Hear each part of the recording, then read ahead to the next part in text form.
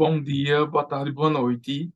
Aqui é o professor Júnior e hoje a gente vai continuar o nosso curso de bioquímica e vamos falar um pouquinho aí sobre aminoácidos, peptídeos e proteínas, tá certo? Então, antes de mais nada, a gente tem que entender que as proteínas, assim como também os lipídios e os carboidratos, elas vão se caracterizar por serem macromoléculas, ou seja, elas são moléculas grandes, moléculas que vão ter alto peso molecular. E essas proteínas, elas vão ser muito importantes porque elas vão estar, principalmente no caso do corpo, né, no caso de nós seres humanos, ela vai estar associada principalmente à expressão gênica. Então, nós vamos ter a informação presente lá no núcleo das nossas células, e essa informação, ela vai dizer quais que são as proteínas que o nosso corpo ele deve estar expressando, né? Então, quais proteínas são responsáveis, por exemplo, ali pela cor do meu cabelo, pela cor da minha pele, pela cor dos meus olhos. Então, as proteínas elas vão estar diretamente associadas a essa expressão gênica, tá certo? E nós podemos encontrar proteínas tanto em células eucarióticas, que são aí as células, inclusive dos seres humanos, né? Então, vai compor aí os animais, ah, os próprios protozoários, os próprios fungos, né? E também as plantas. E as proteínas também vão estar presentes nas células procarióticas, ou seja, tanto nas bactérias como também nas chamadas cianobactérias. E aí, pessoal, as proteínas elas vão ser formadas aí por a união de aminoácidos, sendo que nós vamos ter 20 aminoácidos que eles são principais para a gente, e eu vou falar alguns aí no decorrer da aula para vocês saberem os nomes, mas já falo, né, de antemão que não é tão importante a gente memorizar os nomes assim. O importante é a gente entender os conceitos básicos para que depois, né, com a leitura, com o uso, com o estudo, a gente vai conseguindo realmente memorizar de forma mais fácil. E essas proteínas, elas estão associadas, né, a inúmeros contextos biológicos, né? Então, elas vão compor as enzimas, que a gente vai ter uma aula de enzimas, ela vai compor alguns hormônios, como, por exemplo, insulina e glucagon, vão compor aí também os anticorpos, que são importantes para a defesa, vão estar associados a transportes, porque nós temos várias proteínas transportadoras, elas vão compor aí fibras musculares, e nós também vamos ter proteínas que vão ser utilizadas para poder fazer a fabricação de fármacos, tá certo? Então, as proteínas elas estão associadas a inúmeras situações. Então, a gente vai começar a falar, primeiramente, de algumas situações em que essas proteínas estão associadas às funções biológicas, ou seja, estão relacionadas aí a algum tipo de alteração biológica no corpo. Então, nós vamos ter, por exemplo, primeiramente, as proteínas de função estrutural, né, que vão compor estrutura. Então, dentre os exemplos, nós vamos ter o próprio colágeno, né? Então, o colágeno ele vai ser muito importante aí, né, para a questão da constituição e também da permanência da consistência da nossa pele. Então, o colágeno ele vai ser muito importante por isso, e é um tipo de proteína. Outra situação que a gente vai ter também, a insulina. A insulina ela vai ser um tipo de hormônio proteico, tá? E quando essa insulina ela vai ser liberada na corrente sanguínea, o que é que ela vai fazer basicamente? Ela vai pegar a glicose que está no sangue e vai colocar dentro da célula, certo? Então a insulina vai ter esse papel, o papel de se ligar na célula, a célula identifica a insulina, e quando ela identifica a insulina, a célula entende que ela vai ter que pegar a glicose que está no meio externo, ou seja, no sangue, e colocar ali pro meio intracelular, pro interior da célula. E é até interessante, né, porque algumas pessoas que têm uma condição clínica que a gente chama de diabetes mellitus tipo 1, são pessoas que elas não vão ser capazes de produzir insulina. Então, elas vão ter que injetar essa insulina, né? Como vocês podem ver aqui pela imagem, a insulina aí em forma injetável, tá certo? Porque é importante que sempre tenhamos insulina disponível para que não ocorra o excesso de glicose na corrente sanguínea, ou seja, a hiperglicemia, que é uma condição clínica principalmente associada a diabetes mellitus tipo 1 ou ainda a também tipo 2, certo? Nós também vamos ter as proteínas com função de transporte, né? Como, por exemplo, os transportadores de glicose. Então, os transportadores de glicose são estruturas proteicas, tá, pessoal? Temos também os próprios anticorpos, que são basicamente estruturas proteicas que vão servir ali com função de defesa, né? E qual que vai ser justamente a função ali desse anticorpo, né? O anticorpo, pessoal, ele vai ter a capacidade, ó, aqui um anticorpo, ele vai ter a capacidade de se ligar a alguma estrutura, pode ser ela uma bactéria, pode ser um fungo, pode ser um pedacinho da bactéria, um pedacinho do fungo, né, como um carboidrato, uma proteína, pode ser uma toxina também. Então, quando esse anticorpo ele se liga numa estrutura, o que é que ele vai fazer? Ele foi lá, ligou. Quando ele se liga, ele vai causar um processo que a gente vai chamar de opsonização. Ou seja, ele vai deixar aquela bactéria, aquele fungo, mais atrativo para o sistema imunológico. Então, o sistema imunológico reconhece ali essa estrutura, né, fúngica ou bacteriana, ou até mesmo outro tipo de estrutura que seja desconhecida para o corpo, e aí o sistema imune vai começar ali a atacar, né, aquele padrão de estrutura. Ou seja, se tem uma bactéria X, ele vai atacar a bactéria X. Se tem um fungo Y, ele vai atacar o fungo Y. Precisa primeiro ter esse reconhecimento aí pelos anticorpos. E nós também vamos ter aí, dentre exemplos de proteínas, né, as chamadas enzimas. Que as enzimas, pessoal, elas são responsáveis por catalisar a reação. Ou seja, elas conseguem acelerar uma reação. Então, por exemplo, para eu fazer aqui esse processo de contração muscular, ó, várias reações bioquímicas estão acontecendo e várias enzimas estão participando para que eu possa, né, conseguir fazer isso numa velocidade bem rápida.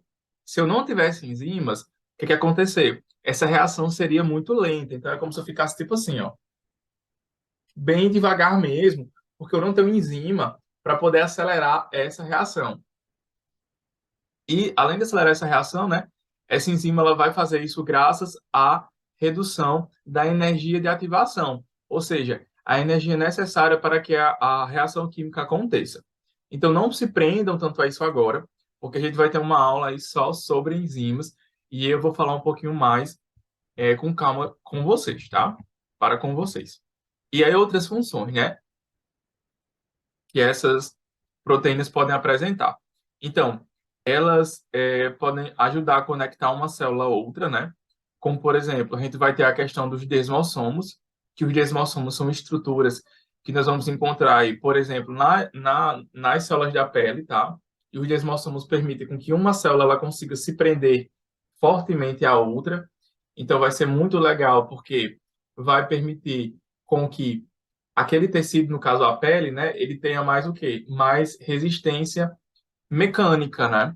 Então, quando eu pego assim na minha pele, ela não vai se desfazer.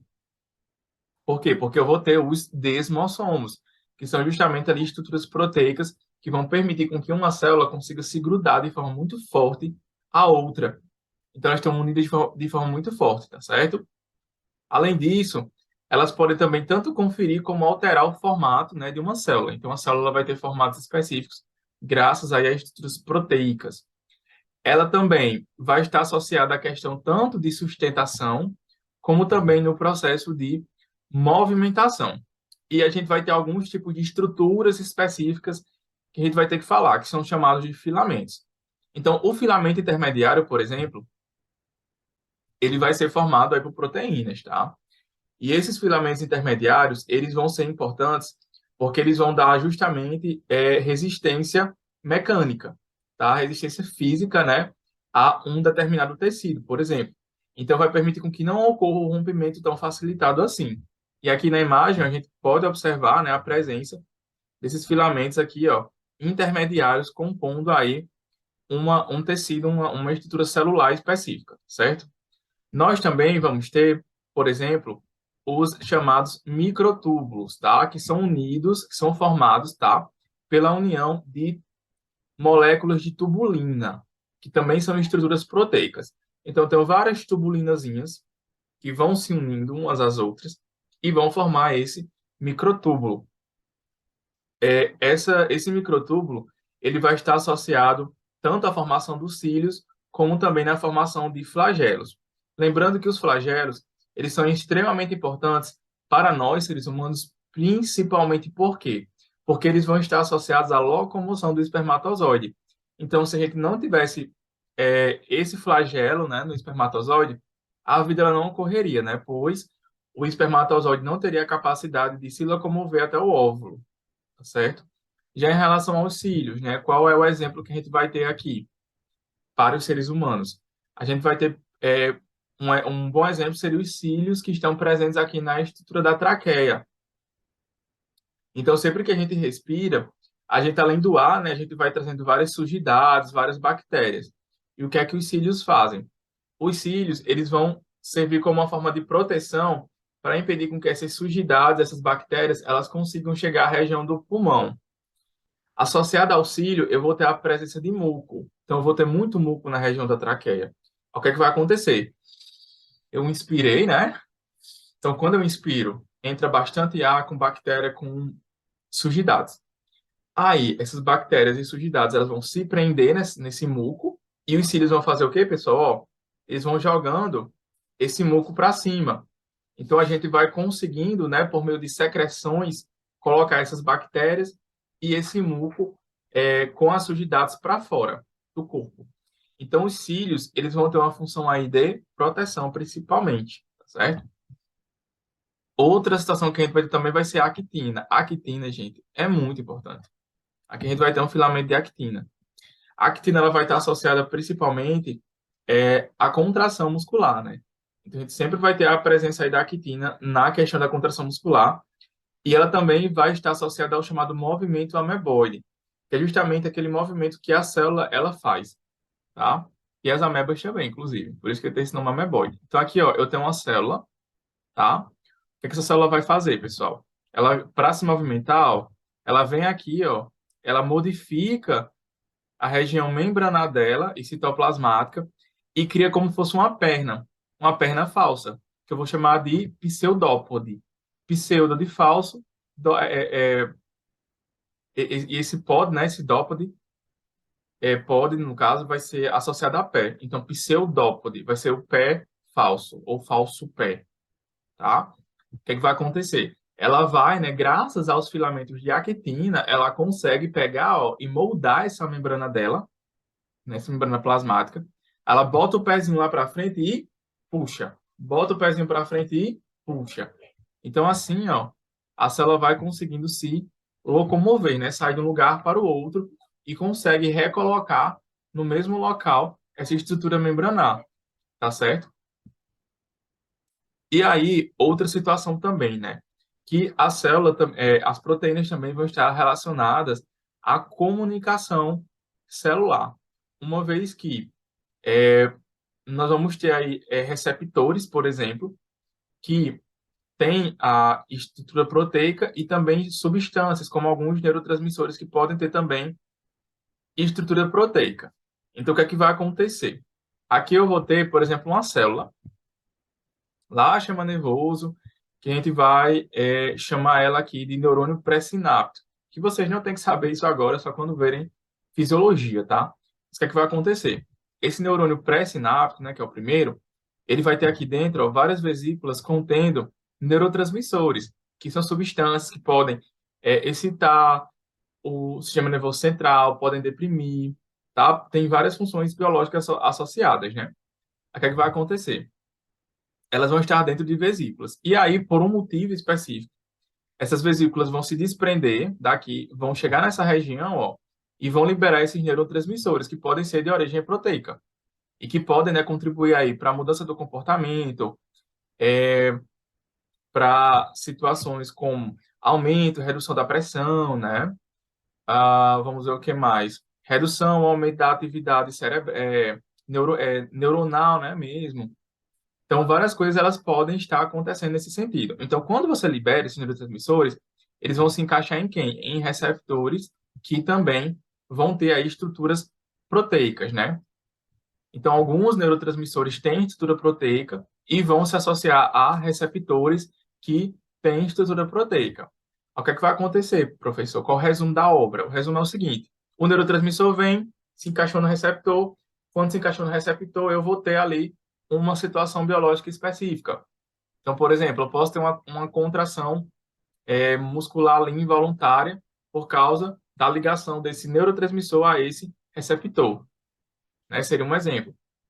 Então, percebam, né, que sim, posso ter também, por exemplo, outra coisa, a secreção de alguma substância do corpo, né, que seriam as glândulas, por exemplo, eu posso secretar também por causa da presença de um neurotransmissor. Então, percebam, né, que realmente as proteínas, elas nesse caso, elas vão conseguir alterar o funcionamento da célula. Elas vão conseguir fazer com que uma célula específica ela consiga ali atuar de uma certa forma devido a essa situação de contato, né, de neurotransmissor receptor. Então, as proteínas, elas estão associadas a várias situações, a vários contextos diferentes. E aí, por fim, né, o último exemplo para vocês, para a gente ir para a parte mais densa, né, propriamente dita, vamos ter também a questão de que elas também conseguem regular a entrada e a saída de certas substâncias. Então, por exemplo, aqui eu vou ter, ó, a insulina. Então, a insulina, ela vai ser um hormônio de origem proteica. Então, vai ser uma proteína que vai estar agindo. Ela vai interagir aqui com o receptor de insulina. E quando ela interage com o receptor de insulina, ele tem a capacidade de ativar algumas estruturas, como, por exemplo, o GLUT4. O que é que o GLUT4 vai fazer, gente? O GLUT4 ele vai pegar a glicosezinha que está ali no sangue e vai jogar para o interior da célula, tá certo? Então, é um exemplo muito bom, né? Para vocês entenderem também como seria um funcionamento do receptor. Perceba que o receptor ele sempre vai causar alguma atividade biológica quando ele está sendo ativado, tá? Nesse caso, aconteceu por causa da insulina. E aí, nesse contexto, as proteínas, pessoal, elas são formadas pela união de aminoácidos. Então, eu pego vários aminoácidozinhos, junto eles para formar as proteínas, tá certo? E a gente vai ter os aminoácidos que são essenciais e não essenciais. Os essenciais são aqueles obtidos pela alimentação. Então, eu tenho que comer para poder adquirir, né, esses aminoácidos. Então, como por exemplo, valina, leucina, isoleucina, treonina, metionina, histidina, fenilalanina e lisina. Então, são exemplos aí de aminoácidos essenciais, que são obtidos somente a partir da alimentação. Ou seja, o meu corpo não é capaz de produzir. E nós temos os aminoácidos não essenciais, que eles são chamados assim não essenciais, por quê? Porque eu não preciso, de fato, me alimentar de alguma coisa que contenha, né, esses aminoácidos, uma vez que meu corpo ele é capaz de produzir. Então, a gente vai ter cisteína, alanina, prolina, glicina. Então, a gente vai ter vários exemplos aí. O mais importante de início é a gente saber quem que é, aliás, o que é um aminoácido não essencial e um aminoácido essencial, tá? Saber diferenciar isso é bem importante. E aí, gente, esses aminoácidos, eles vão ter uma estrutura química específica, né? Então, eles vão ser formados basicamente por quem? Eu vou ter um carbono aqui, que eu vou chamar ele de carbono alfa, tá certo? Esse carbono alfa, ele vai estar ligado a diferentes grupamentos.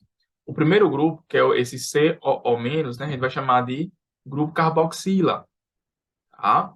Nós vamos ter aqui o NH3, 2+, né?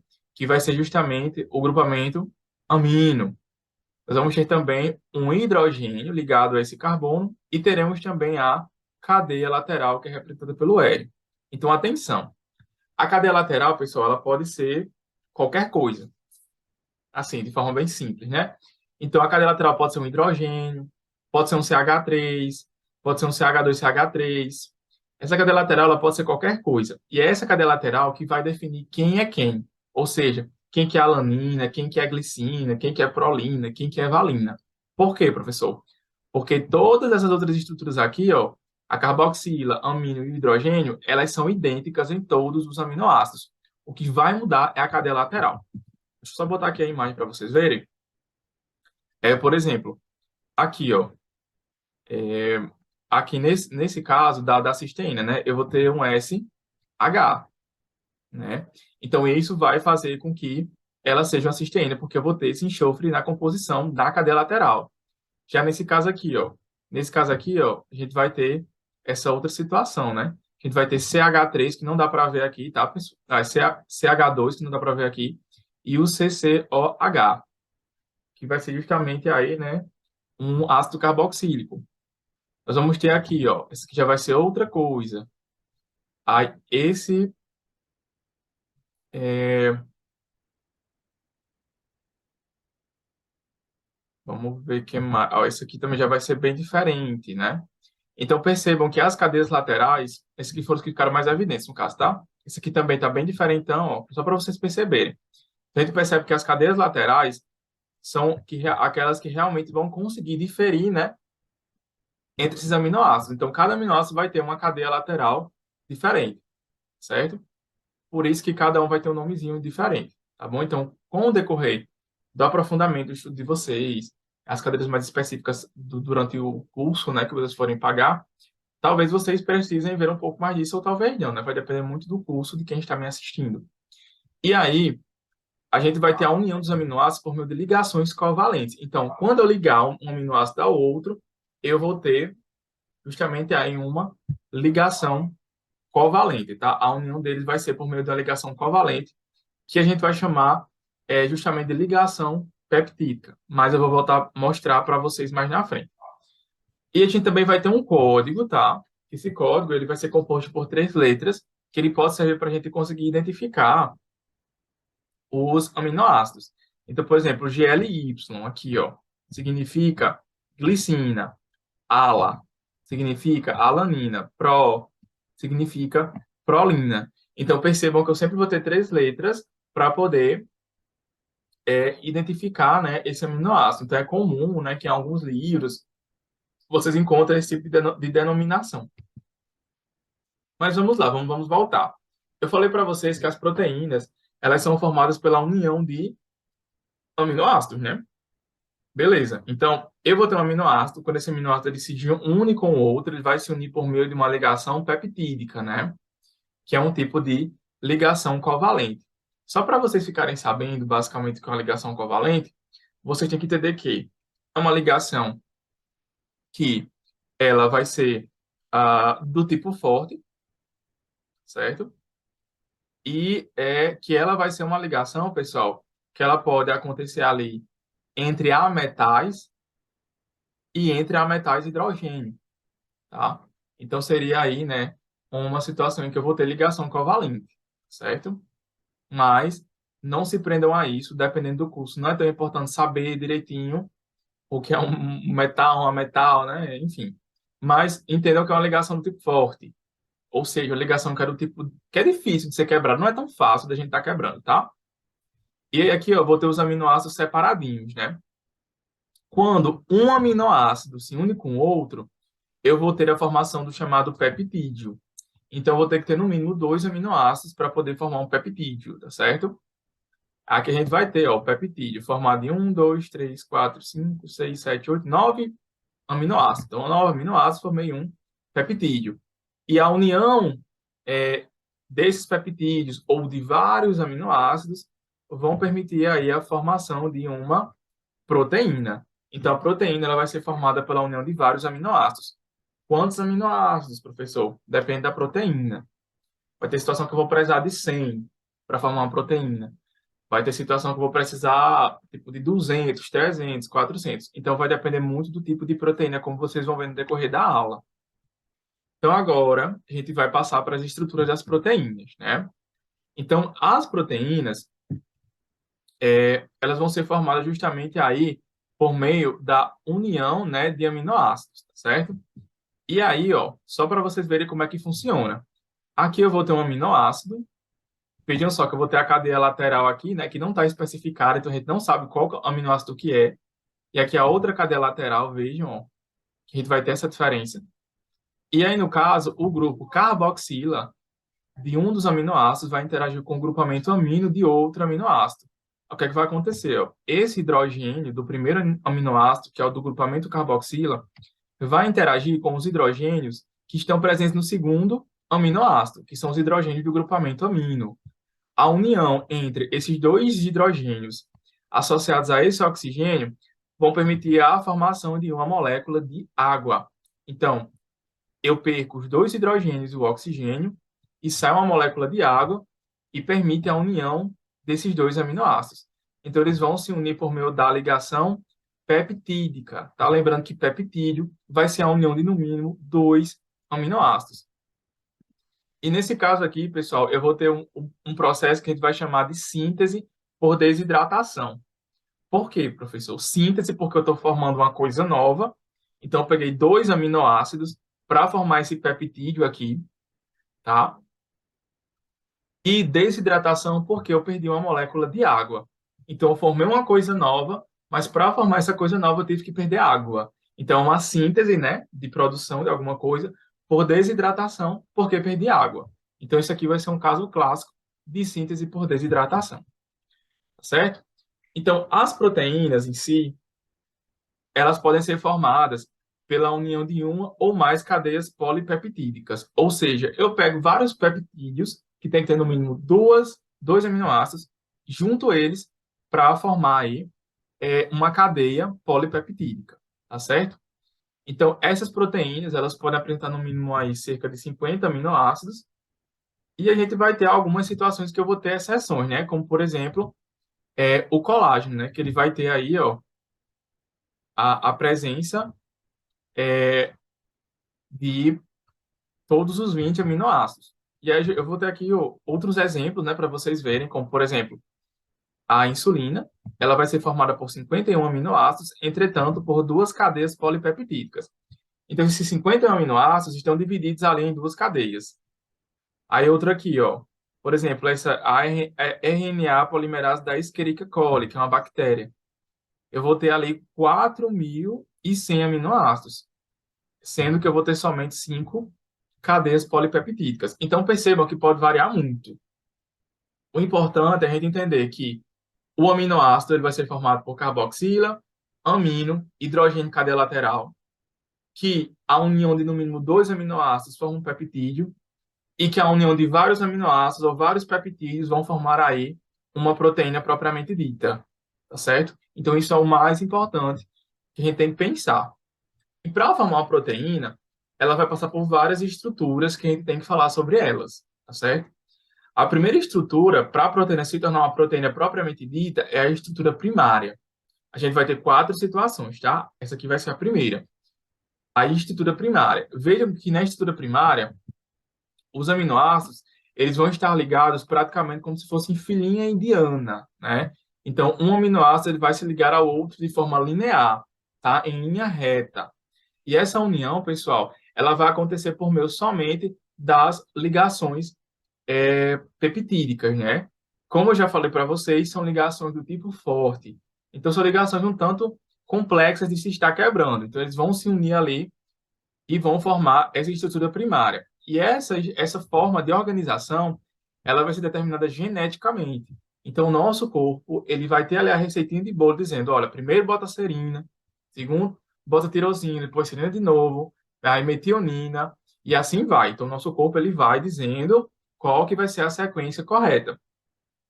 E aí, como eu tinha falado para vocês, né, a gente vai ter justamente ali a conexão de um grupamento amino com um grupamento carboxila, eles se unem e vai acontecer ali a perda de uma molécula de água, ou seja, uma síntese por desidratação. Depois que eu passar pela estrutura primária, eles se organizaram em linha reta. Agora eu vou organizar de outra forma, ou seja, eu vou começar a ficar um pouquinho mais complexo, né? Vamos agora para a estrutura secundária. A secundária, pessoal, ela vai ter como característica ser bidimensional. Então, a gente pode encontrar ela tanto como alfa-hélice, como também em folha beta-pregueada, que a gente vai entender aqui. Então, alfa-hélice é como vocês podem ver aqui, ó, na imagem. Ela vai realmente se caracterizar em ter o formato de uma hélicezinha, tá? Como vocês podem observar aqui. E o que é que vai acontecer? Eu vou ter aqui a presença das ligações peptídicas, né? Porque eu permiti a união entre os aminoácidos, que era primária. E agora, na secundária, eu vou ter o predomínio de quem? Das pontes de hidrogênio. Que, como a gente falou lá na aula de água, a gente vai ter a situação do FON, né? Que é quando o hidrogênio vai se ligar ao nitrogênio, ou ao oxigênio, ou ao flúor. Então, esse hidrogênio, ó, vejam só, o hidrogênio aqui, ó, com nitrogênio, ó, hidrogênio aqui com nitrogênio, novamente aqui, ó, o hidrogênio com o oxigênio. Então, a gente vai ter várias pontes de hidrogênio, permitindo com que nós tenhamos aí a formação dessa alfa-hélice. Outra situação que a gente poderia ter também, sim, aqui só o exemplo para vocês verem, né? Então, a mioglobina, pessoal, que é o pigmento que está presente no músculo, né, que vai ser muito importante para permitir a oxigenação do tecido muscular, é uma proteína, né, um pigmento proteico aí, que vai estar presente nas células musculares e que ela vai ter a sua estrutura formada em 80% por alfa-hélice. Então, 80% dela vai ser estrutura secundária. Mas a maioria das proteínas vão ser formadas principalmente por estrutura terciária e quaternária, como a gente vai ver mais adiante. Então, eu posso ter a estrutura secundária em duas situações. Ela pode ser alfa-hélice, né, como a gente já viu, ou ela pode ser folha beta pregueada. Essa folha beta pregueada, ela vai ter o mesmo esquema, ou seja, também vai ser ponto de hidrogênio, ou seja, hidrogênio se ligando a nitrogênio, se ligando a oxigênio ou se ligando a flúor. Só que nesse caso, a forma como essa estrutura vai se apresentar bidimensionalmente para a gente é como se fosse meio que uma folhinha de caderno, né? Quando a gente pega a folha de caderno, a gente dobra para fazer um leque. Então, quando a gente dobra para fazer um leque e desfaz, né, essa dobragem, ela vai ficar como se fosse meio que uma sanfoninha, né? Uma folhinha ali com várias dobrinhas. Então, essa estrutura aqui é que vai ser a estrutura do tipo folha beta pregueada. Então, não tem como a gente esquecer, né? Que a alfa-hélice ela vai ser realmente tipo uma hélice e a beta pregueada vai ser justamente essa folhinha ali que a gente dobrou para fazer o leque, tá? E aí, ó, só para vocês verem aqui as pontes de hidrogênio novamente, ó. O hidrogênio aqui interagindo com oxigênio, novamente, ó, com oxigênio e novamente aqui com oxigênio, tá? Então, só para vocês verem como que seria essa união aí, né? Entre esses aminoácidos. Depois, nós vamos ter a estrutura terciária, né? Em que a estrutura terciária, ela vai ser muito importante porque a gente vai ter a interação entre as cadeias laterais, tá certo? Dos aminoácidos, em que a gente vai ter vários tipos de ligações associadas. O primeiro tipo vai ser a ponte de hidrogênio, como a gente já falou. Então, eu saí da primária, que era só ligação peptídica, né?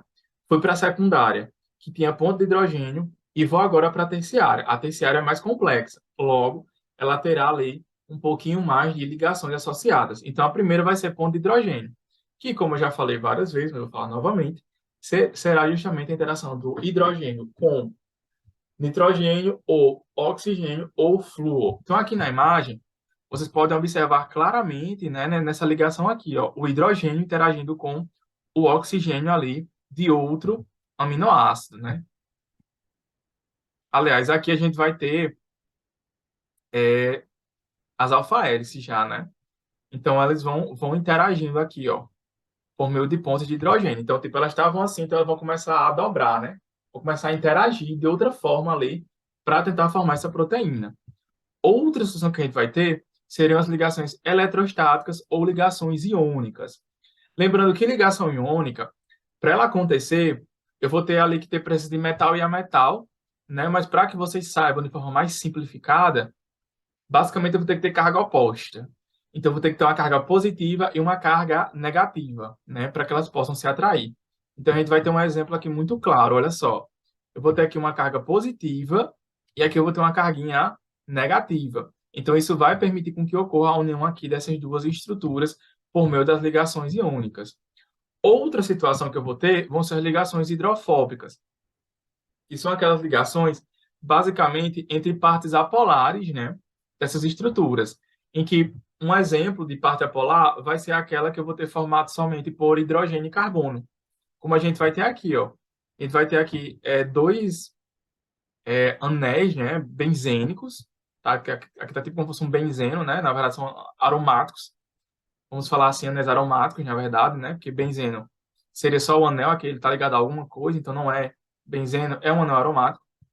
Esses anéis aromáticos são formados somente por carbono e hidrogênio, então são muito apolares, tá certo? Então, eles vão aqui, ó, interagir entre si porque eles são hidrofóbicos, né? Ambos são apolares. Então, a gente vai ter esses três tipos de ligações.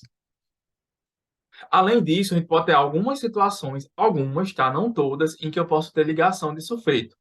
Professor, quando é que eu vou ter ligação de sulfeto? Só se eu tiver a presença de enxofre na composição daquela proteína que está sendo formada. Ou seja, se eu tiver ali resíduos de cisteína. E cisteína é um tipo de aminoácido que vai ter na sua composição enxofre. Então, se eu tiver enxofre, ou seja, se eu tiver cisteína, eu posso sim ter a união, né, aliás, a interação ali entre dois enxofres, formando a chamada ligação do tipo disulfeto.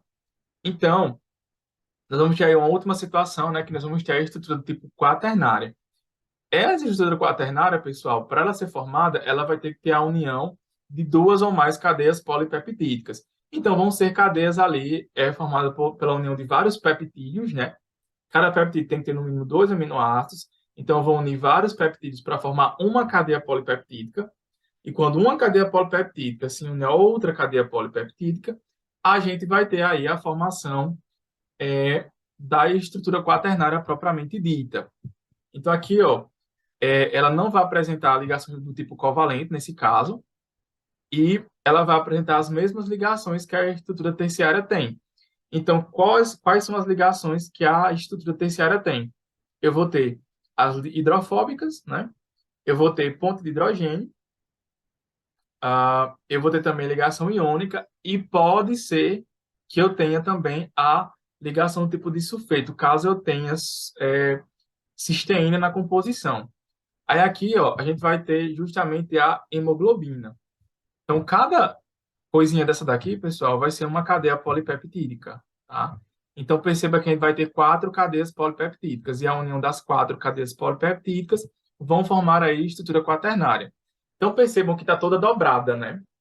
Então, vejam que legal. Começou em linha reta, depois ela virou ou uma folhinha de caderno, como fosse um lequezinho, né? Ou então uma hélice. Depois ela vai começando a se transformar cada vez mais, que ela vai ficando terciária, e depois ela vai se enrolar bastante, aí, né? Formando tanto terciária como, no caso, também pode ser quaternária. Então percebam que a estrutura da proteína, ela vai se modificando, ela vai se dobrando de forma ali bem específica por meio das ligações químicas. Então, isso só vai acontecer por causa da questão genética. Então, a gente vai ter um código lá no nosso DNA dizendo que tem que ser assim, tá certo? E aí, se houver a quebra dessas ligações, a proteína geralmente não volta mais ao normal. Então, muitas vezes ela perde a função biológica. Gente, quando eu falo disso, estou falando de desnaturação proteica. Então, o que é que vai acontecer? Eu vou ter ali, por exemplo, a hemoglobina, né? Que tem essa estrutura aqui. Essa aqui vai ser a estrutura natal, nativa, né? Dessa proteína, a estrutura de nascença dela. Ela é assim e pronto. O que é que vai acontecer? Quando essa proteína ela perde essa estrutura, seja devido pH muito ácido, pH muito básico, aumento de temperatura, redução de temperatura, uso de detergente, ela pode quebrar as ligações químicas que ela tem e ela perde essa estrutura aqui do jeito que ela está. Então, ela pode ficar tipo assim, ó. Se ela ficar assim, ela não serve mais para a gente do ponto de vista biológico. No caso, a hemoglobina não vai mais servir para permitir o carregamento de oxigênio por meio das hemácias, né? Então, nesse caso, ela tem que ter aquela estrutura dela específica. Então, sempre que a proteína perde a estrutura nativa dela, eu vou ter um processo que eu vou chamar de desnaturação proteica. Então, é sempre assim. Sempre que ela vai ter a quebra, ela vai ter a desnaturação proteica.